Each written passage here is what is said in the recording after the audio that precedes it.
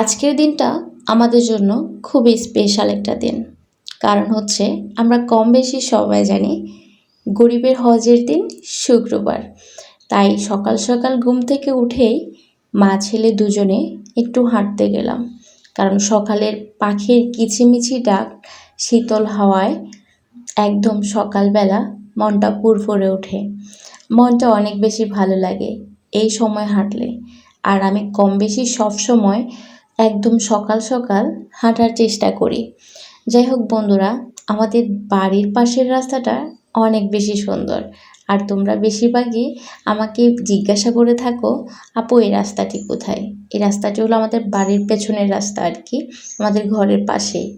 যাই হোক, সকালবেলা উঠেই দেখলাম যে আমাদের এই কাকু মাছ ধরছে। গ্রামের এই স্পেশাল জিনিসগুলো অনেক বেশি মিস করে শহরের মানুষগুলা। আসলে এটা অনেক বেশি ভালো লাগে কেউ মাছ ধরতে দেখলে। আর মাশাআল্লাহ অনেক ভালোই পেয়েছে মাছ।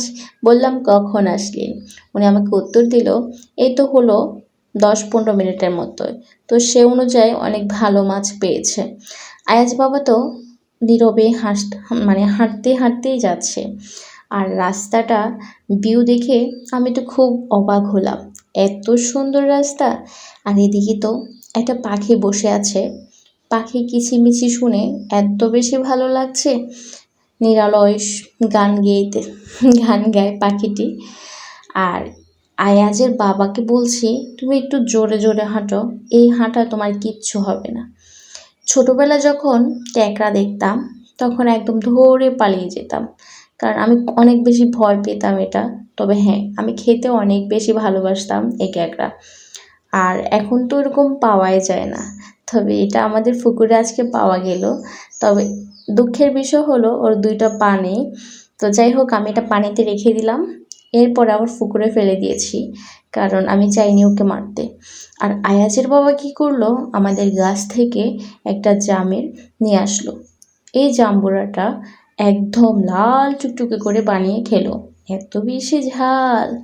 যাই হোক, বাপ ছেলে দুজনে যাবে এবার মসজিদে, এই জন্য জুতা পরিষ্কার করে নিচ্ছে।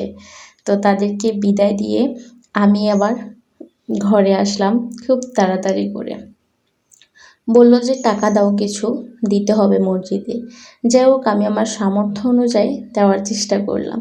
আহেজ বাবা একটু পরপর যাচ্ছে, আবার আমার দিকে ফিরে টাটা দিচ্ছে। আল্লাহ হাফিজ বাবা, ভালো থেকো। দোয়া করবেন সবাই আমার আয়াজ বাবার জন্য। মাশাল্লাহ। আজকের মতোই ভিডিওটি এখানেই শেষ করছি।